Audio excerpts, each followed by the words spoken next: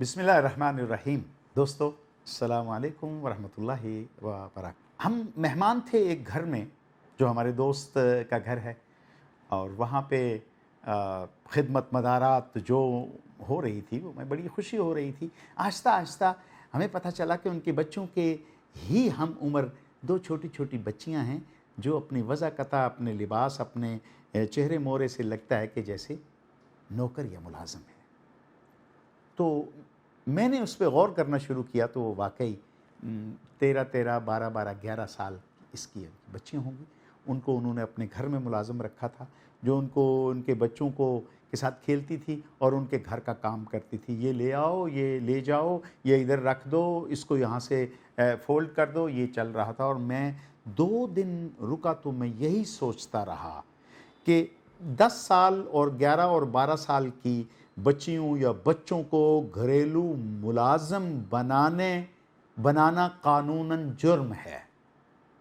और वो लोग जो एनजीओज चलाते हैं और बड़े बड़े दावे करते हैं तालीम के और तरबियत के, और उन्होंने अपने घरों में जो चाइल्ड लेबर लेते हैं, अंडर एज बच्चे रखे हुए हैं जिनसे वो अपने घरेलू काम करवाते हैं और उन्हें अपना मुलाजिम रखा हुआ है। वो ना समझ हैं, उन्हें यह ना शऊर है कि उनकी ज़िंदगी ज़ाया हो रही है, ना उनको ये फ़िक्र है कि उनका कल आने वाला दिन, उनका मुस्तकबिल काला होगा, बिल्कुल ब्लैक बोर्ड की तरह।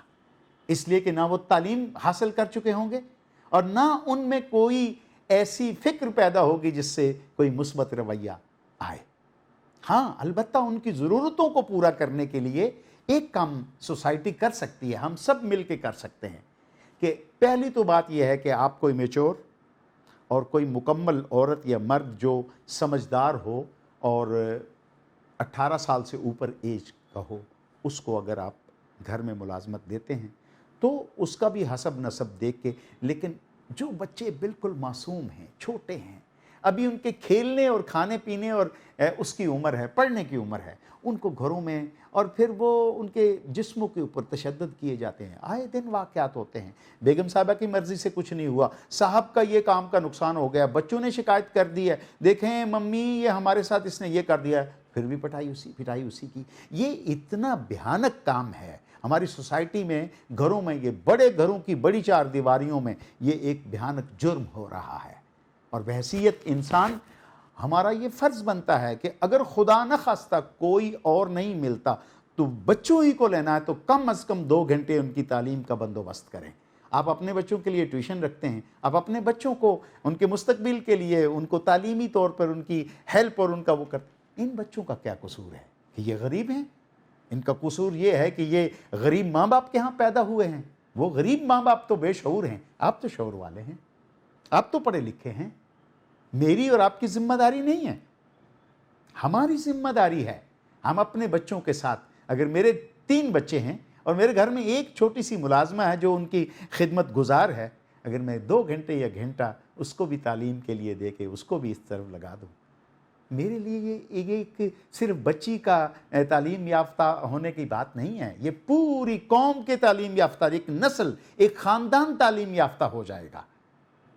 ऐसे लोग हैं, लेकिन वो उंगलियों पे गिने जा सकते हैं। अक्सरियत वो है जो उन पे तशद्दुद करते हैं और उनके साथ, मुलाजिमीन के साथ, उनके बिस्तर मैंने देखे हैं, वो जहाँ सोते हैं वो जगह मैंने देखी हैं।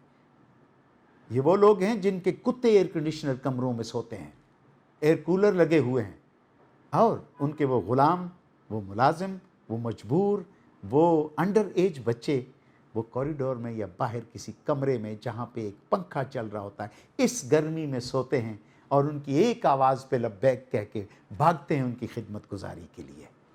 ऐसा मत कीजिए। ये सोसाइटी में अगर ये तफावत रही तो एक वक्त आएगा जब लोगों में इतनी नफ़रत हो जाएगी कि लोग जिनके साथ जुल्म हो चुके होते हैं वो लोग गलियों और मोहल्लों में आके उन घरों के आग लगाएंगे, उनके दरवाजे तोड़ेंगे। ये दुनिया में होता आया है, बेशुमार ममालिक में ऐसा हो चुका है।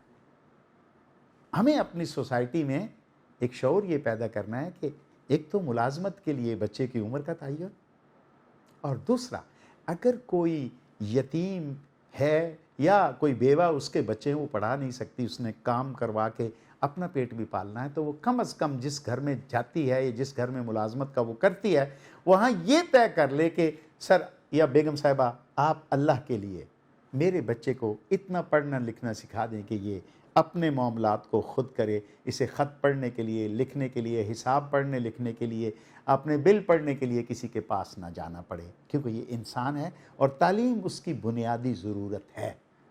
ہمارے ہاں چونکہ قانون کو قاعدہ کلیہ صرف کتابوں میں ملتے ہیں یا تقریروں میں ملتے ہیں، ان کی امپلیمنٹیشن یا ان کا عمل بہت کم نظر آتا ہے۔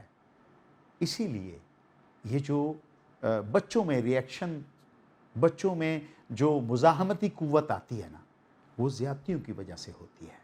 ان کو جسموں کو داغا جاتا ہے، انہیں مارا جاتا ہے، انہیں کھڑے ہو کے اذیت دی جاتی ہے، ان کے ساتھ جسمانی ایک ایسے رویے رکھے جاتے ہیں، ابیوز کیا جاتا ہے ان بچوں کو، اس لیے کہ وہ مجبور ہیں۔ ایسا نہیں ہونا چاہیے۔ دنیا کی مہذب قومیں ایسا نہیں کرتی۔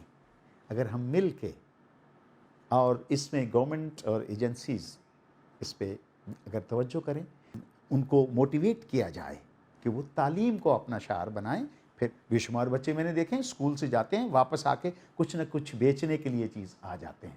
ٹھیک ہے، اسکول جانا، پڑھنا سب سے پہلے، چونکہ بچے کا پہلا حق تعلیم ہے۔ بچے کا پہلا حق 11 سال کی عمر میں 2000 یا 2500 کی ملازمت کر کے ماں کو یا باپ کو پیسے دینا نہیں ہے۔ اگرچہ وہ مجبور ہیں، اگرچہ وہ بہت غربت کی گہرائی میں گرے ہوئے ہیں، لیکن ان کے ضمیر زندہ رہنے چاہیے۔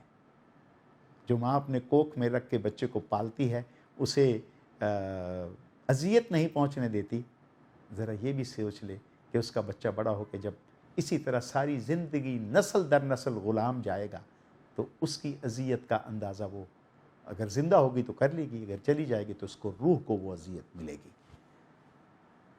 چائلڈ لیبر لینے والے اور پرووائڈ کرنے والے دونوں برابر کے قصوروار ہیں۔ ہمیں اس رویے اور اس معاشرے کی اس جو رواج اور روایتیں بن چکی ہیں، ان کا سد باب کرنے کے لیے خود قدم اٹھانا پڑے گا، اپنے گھر سے، اپنے پڑوس سے، اپنے گلی محلے سے اور پھر آگے۔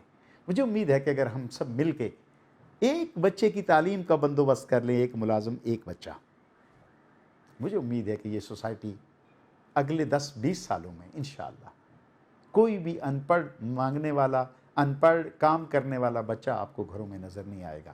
میچور ہوں گے، تعلیم یافتہ ہوں گے، اچھے طریقے سے کام کریں گے، اچھی خدمت کریں گے۔ آئیے آج ہم ان کی مدد کریں، کل وہ ہماری مدد کا سبب بنیں گے۔